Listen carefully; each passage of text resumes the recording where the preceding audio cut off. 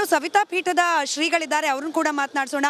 ಎಲ್ಲರ ರಾಮ ಹೌದು ಅನ್ನೋದು ಈ ದಿನಕ್ಕೂ ಕೂಡ ವಿವಾದದ ವಸ್ತು ಆಗೋಯ್ತಾ ಅಂತ ಹೇಳಿ.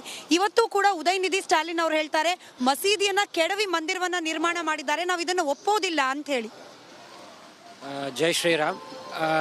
ತಾವೆಲ್ಲರೂ ಗಮನಿಸಿದ ಹಾಗೆ ಕೆಲವೊಂದು ಜನ ರಾಜಕೀಯ ವ್ಯಕ್ತಿಗಳಿಗೆ ಅವರ ಬಾಯಿ ಚಟಕ್ಕೋ ಅಥವಾ ಅವರು ವಿಶೇಷವಾಗಿ ಜನರಲ್ಲಿ ಗುರುತಿಸ್ಕೊಳ್ಳೋಕ್ಕೆ ಏನೋ ಬಾಯಿಗೆ ಬಂದದ್ದೆಲ್ಲ ಮಾತಾಡೋದನ್ನು ನಾವೆಲ್ಲರೂ ಕೇಳಿರ್ತೇವೆ. ಅದೇ ರೀತಿ ಈ ಉದಯ್ ಸ್ಟಾಲಿನ್ ಆಗಿರ್ಬೋದು, ಅವ್ರ ತಂದೆಯವರಾಗಿರ್ಬೋದು, ಸನಾತನ ಧರ್ಮದ ಬಗ್ಗೆ ಸಾಕಷ್ಟು ಅವಹೇಳನಕಾರಿಯ ಮಾತುಗಳನ್ನು ಇಲ್ಲಿವರೆಗೂ ಆಡ್ತಾ ಬಂದಿದ್ದರು. ಅದ್ರ ಜೊತೆಗೆ ಇವತ್ತು ಕೂಡ ಅವರು ಏನು ಹೇಳಿಕೆಯನ್ನು ಕೊಟ್ಟಿದ್ದಾರೆ ಅದು ಅಕ್ಷಮ್ಯ. ಸನಾತನ ಧರ್ಮ ಒಪ್ಪೋದಿಲ್ಲ. ಅದರ ಜೊತೆಗೆ ಸವಿತಾ ಸಮಾಜದವರು ಕೂಡ ಅವರನ್ನು ಕಡೆಗಣಿಸ್ತೇವೆ. ಯಾಕಂದರೆ ಅವರು ಕೂಡ ಈ ಸಮಾಜದಲ್ಲಿ ಉಟ್ಕೊಂಡು ಈ ಕಮ್ಯುನಿಸ್ಟ್ ಅವ್ರ ಜೊತೆಗೆ ಸೇರಿಕೊಂಡು ಅವರಿಗೆ ಮನಸ್ಸು ಬಂದಂತೆ ಮಾತಾಡ್ತಾ ಇರೋದು ಸರಿಯಲ್ಲ ಅಂತೇಳಿ ಭಾವಿಸ್ತೇವೆ. ಅವ್ರು ಹೇಳ್ತಾ ಇರೋದು ಮಸ್ಜಿದನ್ನು ಕೆಡವಿ ಅಲ್ಲಿ ಅಯೋಧ್ಯ ರಾಮ ಮಂದಿರವನ್ನು ಕಟ್ತಾ ಇದ್ದೀರಿ ಅಂತ ಹೇಳಿ. ಆದರೆ ಅದಕ್ಕಿಂತಲೂ ಪುರಾವೆಗಳು ಈಗಾಗಲೇ ಕೋರ್ಟ್ ನಿರ್ಧಾರ ಕೊಟ್ಟಿರುವುದಕ್ಕಿಂತಲೂ ದೊಡ್ಡ ವ್ಯಕ್ತಿ ನೀನಲ್ಲ. ಅಲ್ಲಿ ಏನು ಕೋರ್ಟಿನ ನಿರ್ಧಾರ ಆಗಿದೆ ಅದರ ಆದೇಶದ ಮೇರೆಯೇ ರಾಮ ಮಂದಿರವನ್ನು ಕಟ್ತಾ ಇರೋದು ಹೊರತಾಗಿ ಅದನ್ನು ಬಿಟ್ಟು ನೀವು ಹೇಳಿದಾಗೆ ತಾಳಕ್ಕೆ ತುಣಿಲಿಕ್ಕೆ ಅಥವಾ ನೀವು ಹೇಳಿದಾಗೆ ಕೇಳಲಿಕ್ಕೆ ಜನ ಒಪ್ಪೋದಿಲ್ಲ. ನೀವೇನು ಘೋಷಣೆಯನ್ನು ಕೂಗ್ತಾ ಇದ್ದೀರಿ, ಮುಂದೊಂದು ದಿನ ರಾಮ ಮಂದಿರವನ್ನು ಕಡಿ ಅಲ್ಲಿ ಮತ್ತೆ ಮಸೀದಿಯನ್ನು ಕಟ್ತೀರಿ ಅಂತೇನು ನೀವೆಲ್ರಿಗೂ ತಿಳಿಸ್ತಾ ಇದ್ದೀರಿ. ನಿಮ್ಮ ಅಪ್ಪನಂಥವ್ರು ಹುಟ್ಟು ಬಂದರೂ ಕೂಡ, ಗಟ್ಟಿಯಾಗಿ ಹೇಳೋದಂದ್ರೆ ನಿಮ್ಮ ಅಪ್ಪನಂಥವ್ರು ಹುಟ್ಟು ಬಂದರೂ ಕೂಡ ರಾಮ ಮಂದಿರದ ಒಂದು ಕಲ್ಲನ್ನು ಕೂಡ ಅಲುಗಾಡಿಸ್ಲಿಕ್ಕೆ ಸಾಧ್ಯವೇ ಇಲ್ಲ ಅಂತ ಹೇಳಲಿಕ್ಕೆ ಬಯಸ್ತೇನೆ. ಆ ಶ್ರೀಗಳಿಗೆ ಇನ್ನೊಂದು ಪ್ರಶ್ನೆಯನ್ನು ಕೇಳಲೇಬೇಕು ನಾನು. ಯಾಕೆಂತಂದರೆ ರಾಮನ ಪಟ್ಟಾಭಿಷೇಕ ಅಂತ ಹೇಳಿದಾಗ ಎಲ್ಲರನ್ನು ಒಳಗೊಳ್ಳುವಿಕೆ ಇರ್ತದೆ. ಹಿಂದೂ ಸಮಾಜ ಒಂದು ವಿಚಾರವನ್ನು ಮತ್ತೆ ಮತ್ತೆ ಅವಲೋಕನ ಮಾಡಲೇಬೇಕಾಗತ್ತೆ. ಅದೇನಪ್ಪ ಅಂತಂದರೆ ಎಲ್ಲವನ್ನು ಹೇಳುವಂಥ ಸಂದರ್ಭದಲ್ಲೂ ಕೂಡ ಒಂದು ಅಸ್ಪೃಶ್ಯತೆ, ಒಂದು ಅನ್ಟಚಬಿಲಿಟಿ, ಒಂದು ಮೇಲು ಕೀಳು. ರಾಮ ಯಾವತ್ತೂ ಅದನ್ನು ಮಾಡಲಿಲ್ಲ. ಆದರೆ ಸಮಾಜದಲ್ಲಿರುವ ಆಚರಣೆಗಳದನ್ನು ಮಾಡ್ತಾ ಮಾಡ್ತಾ ಬಂತು. ಹೆಂಗೆ ಅದರಿಂದ ಹೊರಬರುವಂಥದ್ದು ಅಂತ. ಈಗ ರಾಮನ ಬಗ್ಗೆ ನಾವು ವರ್ಣನೆ ಮಾಡಲಿಕ್ಕೆ ಸಾಧ್ಯವಿಲ್ಲದಷ್ಟು ಪುರಾವೆಗಳು ರಾಮರು ಕೊಟ್ಟೋಗಿರುವಂಥದ್ದು. ರಾವಣ ಸತ್ತಾಗಲೂ ಕೂಡ ರಾಮರು ಕಣ್ಣೀರಿಟ್ಟರು. ಅಂದರೆ ರಾಮರ ಬಗ್ಗೆ ನಾವು ಎಷ್ಟರ ಬಗ್ಗೆ ತಿಳ್ಕೊಳ್ಬೇಕು ಅನ್ನೋದು ನಮಗೆ ಗೊತ್ತಿರಬೇಕು. ಆದರೆ ರಾಮರು ಇಲ್ಲಿವರೆಗೂ ಯಾವುದೇ ಸಮುದಾಯಗಳಾಗಿರ್ಬೋದು ಆಗಿನ ಕಾಲಕ್ಕೆ ಯಾರನ್ನು ಕೀಳಾಗಿ ನೋಡಿರಲಿಲ್ಲ.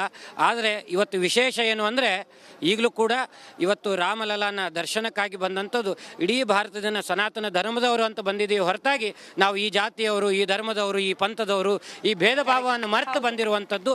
ನಾನು ಸವಿತಾ ಸಮಾಜದವನು ಅನ್ನೋಕ್ಕಿಂತಲೂ ಸನಾತನ ಧರ್ಮದಲ್ಲಿ ಹುಟ್ಟಿದ್ದೀನಿ ಅಂತ ಹೆಮ್ಮೆಯಿಂದ ಹೇಳ್ಕೊಳ್ಳುವಂಥ ಕೆಲಸ ನಾವು ಮಾಡಬೇಕು. ಆನಂತರ ನಮ್ಮ ಸಮಾಜಗಳು ನಮ್ಮದೇ ಆದಂಥ ಆಚರಣೆಗಳು, ವಿಚಾರಗಳು ನಮ್ಮ ಮನೇಲಿ ಇಟ್ಕೊಳ್ಬೇಕು. ಹೊರತಾಗಿ ಸನಾತನ ಧರ್ಮದ ವಿಚಾರ ಬಂದಾಗ ನಾವೆಲ್ಲರೂ ಒಗ್ಗಟ್ಟಾಗಿ ನಾವೆಲ್ಲರೂ ಗಟ್ಟಿಯಾಗಿ ನಿಲ್ಲುವಂಥ ಕೆಲಸ ಮಾಡಬೇಕು. ಈಗಾಗಲೇ ಹೇಳಿದ್ರೆ ಅಸ್ಪೃಶ್ಯತೆ ಅನ್ನುವಂಥ ಬಂದಾಗ ಈಗ ರಾಮ ಜನ್ಮಭೂಮಿಯಲ್ಲಿ ನಮ್ಮೆಲ್ಲರಿಗೂ ಪ್ರತಿಷ್ಠಾಪನೆ ಕರೆದಂಥವ್ರು ಯಾರನ್ನ? ಕರ್ನಾಟಕದಲ್ಲಿರುವಂಥ ಮಾದರ ಚೆನ್ನಯ್ಯ ಸ್ವಾಮೀಜಿಯನ್ನು ಕರೆದಿದ್ದಾರೆ, ನಮ್ಮನ್ನು ಸವಿತಾ ಸಮಾಜದವ್ರನ್ನೂ ಕರೆದಿದ್ದಾರೆ. ಇದೇ ರೀತಿ ಹಿಂದುಳಿದ ಸಾಕಷ್ಟು ಸ್ವಾಮೀಜಿಗಳನ್ನು, ಯತಿಗಳನ್ನು ಕರೆದಿರುವಂಥ ಕಾರಣ ಏನು? ಜಾತಿ ಭೇದ ಪಂಥ ಎಲ್ಲವನ್ನು ಬದಿಗಿಟ್ಟು ರಾಮ ಎಲ್ಲರನ್ನೂ ತಪ್ಪಿಕೊಳ್ತಾನೆ ಅನ್ನುವಂಥ ಸಂದೇಶ ಗಟ್ಟಿಯಾಗಿ ಕೊಡಬೇಕು ಅನ್ನುವಂಥ ಕಾರಣಕ್ಕಾಗಿ ವಿಶ್ವ ಹಿಂದೂ ಪರಿಷತ್ತಿನ ಕಾರ್ಯಕ್ರಮಗಳು ಇಡೀ ದೇಶದಲ್ಲಿ ಹೇಗೆ ನಡೀತಾ ಇದೆ ಅಂದರೆ, ನಾನು ಸಾಕಷ್ಟು ಬಾರಿ ವಿಶ್ವ ಹಿಂದೂ ಪರಿಷತ್ ಕಾರ್ಯಕ್ರಮಗಳಲ್ಲಿ ಹೋಗ್ತಾ ಇರಬೇಕಾದ್ರೆ ಅವರು ಸವಿತಾ ಸಮಾಜದವರು ಅಂತ ನನಗೆ ಯಾವತ್ತೂ ನೋಡಿಲ್ಲ. ಸನಾತನ ಧರ್ಮಕ್ಕೊಬ್ಬರು ಸ್ವಾಮೀಜಿ ಸಿಕ್ಕಿದ್ದಾರೆ ಅಂತ ಭಾವನೆಯಿಂದ ನೋಡಿದ್ದಾರೆ ಹೊರತಾಗಿ ನಾವು ಕೂಡ ಅದೇ ಭಾವನೆಯಿಂದ ಬದುಕಬೇಕು. ಹೊರತಾಗಿ ನಮ್ಮ ವೃತ್ತಿಗಳು, ನಮ್ಮ ಆಚಾರಗಳು ನಮ್ಮ ಮನೆಯಲ್ಲಿಡಬೇಕು. ಧರ್ಮದ ವಿಚಾರ ಬಂದಾಗ ನಾವೆಲ್ಲರೂ ಒಗ್ಗಟ್ಟಾಗಬೇಕು. ಅಯೋಧ್ಯ ರಾಮ ಮಂದಿರ ಪ್ರತಿಷ್ಠಾಪನೆಗೆ ಯಾವುದೇ ಇನ್ನಿತರ ಧರ್ಮದವರಲ್ಲ, ನಮ್ಮ ಧರ್ಮದವರೇ ಅವಹೇಳನಕಾರಿ ಮಾತಾಡ್ತಾ ಇದ್ದಾರೆ. ಅವರಿಗೆ ಬುದ್ಧಿ ಭ್ರಮಣ ಆಗಿರಬೇಕು ಬಹುಶಃ. ಅಂಥವ್ರಿಗೆ ಕಿವಿ ಕೊಡಬಾಡ್ರಿ.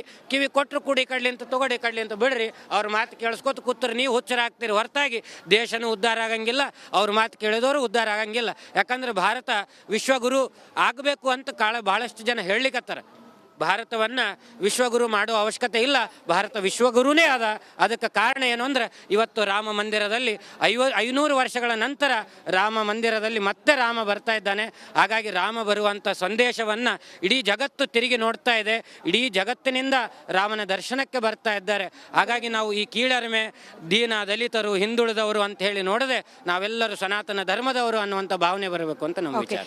ಗುರುಗಳಿಗೆ ಒಂದು ಪ್ರಶ್ನೆ ಇರೋದು, 500 ವರ್ಷಗಳ ಹೋರಾಟ ಸಂಘರ್ಷದ ಬಳಿಕ ರಾಮ ಮಂದಿರ ನಿರ್ಮಾಣ ಆಗ್ತಾ ಇದೆ. ನಾವೆಲ್ಲ ಗೆದ್ದಿದ್ದೀವಿ ಅನ್ನೋಂಥ ಭಾವ ಹಿಂದೂಗಳದ್ದು.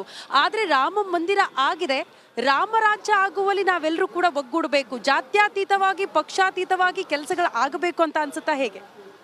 ಖಂಡಿತವಾಗ್ಲೂ ಆ ಉದ್ದೇಶಕ್ಕೆ ಈ ಒಂದು ಗತವೈಭವ ಮತ್ತೆ ಬಂದಿದೆ ಅಂತಂದರೆ ತಪ್ಪಾಗಲಿಕ್ಕಿಲ್ಲ.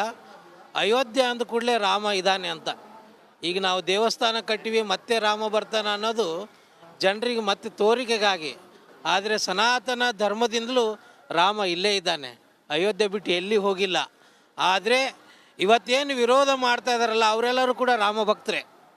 ಯಾಕೆ ರಾಮ ಭಕ್ತರು ಅಂತಂದರೆ ಅವರು ವಿರೋಧ ಮಾಡೋದರಿಂದ ರಾಮನ ಮಹಿಮೆ ಹೆಚ್ಚಾಗುತ್ತೆ ಆಗಲಿ ಕಮ್ಮಿ ಆಗಲಿಲ್ಲ. ವಿರೋಧ ಮಾಡಿದಂಗೆ ಆ ರಾಮನ ಮಹತ್ವ, ರಾಮನ ಬಗ್ಗೆ ಚರ್ಚೆ, ರಾಮನ ಪವಾಡ, ರಾಮನ ಮಹಿಮೆ ಎಲ್ಲವೂ ಕೂಡ ಜನರಿಗೆ ಅರ್ಥ ಆಗಲಿ ಅಂತಕ್ಕಂಥ ಉದ್ದೇಶದಿಂದ ಟೀಕೆ ಮಾಡ್ತಾರೆ ಅಂತ ನಾವು ತಿಳ್ಕೊಳ್ಳೋಣ. ಅವರು ಕೂಡ ರಾಮಭಕ್ತರಾಗಿ ಆ ಕೆಲಸವನ್ನು ಮಾಡ್ತಾ ಇದ್ದಾರೆ. ಇವತ್ತು ರಾಮ ಇವೆಲ್ಲವೂ ಅವರೇ ಸೃಷ್ಟಿ ಮಾಡ್ಯಾರ ಅನಿಸುತ್ತೆ.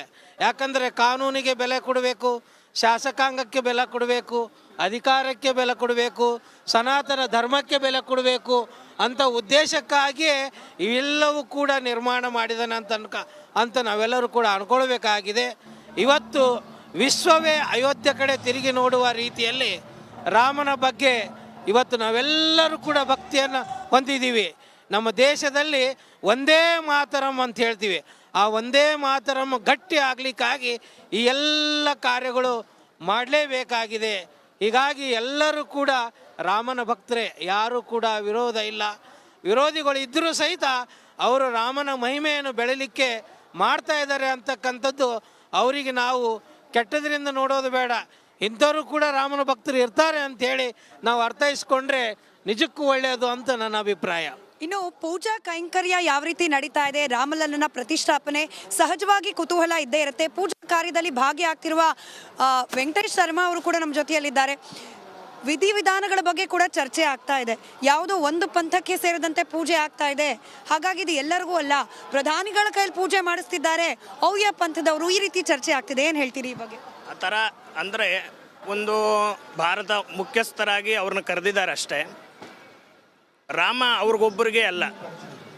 ರಾಮ ಅಂತಕ್ಕಂಥವ್ರು ಈ ಜಗತ್ತಿಗೆ ಆದರ್ಶ ಪುರುಷ. ರಾಮವನ್ನು ಎಲ್ಲರೂ ಕೂಡ ಜಪ ಮಾಡ್ತಾರೆ. ಅವ್ರು ಮಾಡಬೇಕು ಇವ್ರು ಮಾಡ ಅನ್ನೋದು ಏನಿಲ್ಲ. ಎಲ್ಲ ಸನಾತನ ಧರ್ಮದಲ್ಲಿ ಹುಟ್ಟಿದ್ದೀವಿ. ರಾಮನ ಜಪವನ್ನು ಎಲ್ಲರೂ ಕೂಡ ಆಚರಣೆಯನ್ನು ಮಾಡ್ತಾ ಇರಬೇಕು. ಸನಾತನ ಧರ್ಮ ಅಂತಕ್ಕಂಥದ್ದು ಉಳಿಬೇಕು. ದೇವತಾ ಕಾರ್ಯಗಳು ಎಲ್ಲ ನಡೀತಾ ಇರಬೇಕು. ಇವತ್ತಿನ ದಿನ ಜಲಾದಿವಾಸ, ಪುಷ್ಪಾದಿವಾಸ, ಕ್ಷಯಾದಿವಾಸ, ಫಲಾದಿವಾಸ ಎಲ್ಲ ಅಧಿವಾಸಗಳೆಲ್ಲ ಕೂಡ ಮುಗಿದಿದೆ. ಪ್ರತಿಷ್ಠಾಪನೆ ಕೈಂಕರ್ಯಗಳು ಬಹಳ ವಿಜೃಂಭಣೆಯಿಂದ ನಡೀತಾ ಇದೆ.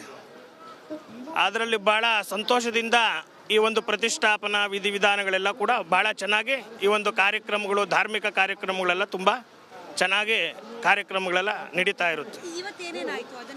ಇವತ್ತು ಪುಷ್ಪಾದಿವಾಸ, ಶಯಾದಿವಾಸ, ಧಾನ್ಯಾದಿವಾಸಗಳೆಲ್ಲ ಕೂಡ ಇವತ್ತಿನ ಕಾರ್ಯಕ್ರಮ ಮುಕ್ತಾಯ ಆಯಿತು. ಇನ್ನೊಂದು ಅಯೋಧ್ಯೆಯಲ್ಲಿ ರಾಮತಾರಕ ಜಪ ಯಜ್ಞ ಕೂಡ ನಡೀತಾ ಇದೆ. ಎಲ್ಲಿ ನೋಡಿದರೂ ಕೂಡ ರಾಮನ ಜಪಕ್ಕೆ ಅಂಥ ಒಂದು ಶಕ್ತಿ ಅಂತಕ್ಕಂಥದ್ದು ಇರೋದು ಅಯೋಧ್ಯೆಯಲ್ಲಿ ಭಾಳ ವಿಜೃಂಭಣೆಯಿಂದ ರಾಮತಾರಕ ಯಾಗ ಲೋಕಕ್ಕೆ ಹಿತಕ್ಕೋಸ್ಕರ, ಧರ್ಮ ಸಂರಕ್ಷಣೆಗೋಸ್ಕರವಾಗಿ ಈ ರಾಮತಾರಕ ಯಾಗ ಕೂಡ ನಡೀತಾ ಇದೆ. ಭಾಳ ಸಂತೋಷದಿಂದ ಜನರು ಎಲ್ಲ ಇದನ್ನು ವೀಕ್ಷಣೆ ಮಾಡ್ತಾ ಇದ್ದಾರೆ. ಭಾಳ ಸಂತೋಷ ಆಗುತ್ತೆ. ಸನಾತನ ಧರ್ಮ ಇಲ್ಲಿಂದನೇ ಕೂಡ ಭಾಳ ವಿಜೃಂಭಣೆಯಿಂದ ಈ ಕಾರ್ಯಕ್ರಮ ಎಲ್ಲ ಭಾಳ ಚೆನ್ನಾಗಿ ನಡೀತಾ ಇದೆ. ರಾಮಲಲ್ಲನ ಪ್ರತಿಷ್ಠಾಪನೆಗೆ ಬಾಕಿ ಇರೋದು 4 ದಿನ. ಇಡೀ ಅಯೋಧ್ಯೆ ನಗರಿ ಶ್ರೀರಾಮನ ಆಗಮನಕ್ಕೋಸ್ಕರ ಸರ್ವ ರೀತಿಯಲ್ಲೂ ಸನ್ನದ್ಧವಾಗಿದೆ. ಎಲ್ಲೆಲ್ಲೂ ಶ್ರೀರಾಮ ಜಯ ರಾಮ ಜಯ ಜಯ ರಾಮ ಘೋಷಣೆ, ಎಲ್ಲೆಲ್ಲೂ ಸಂಭ್ರಮ ಸಡಗರ.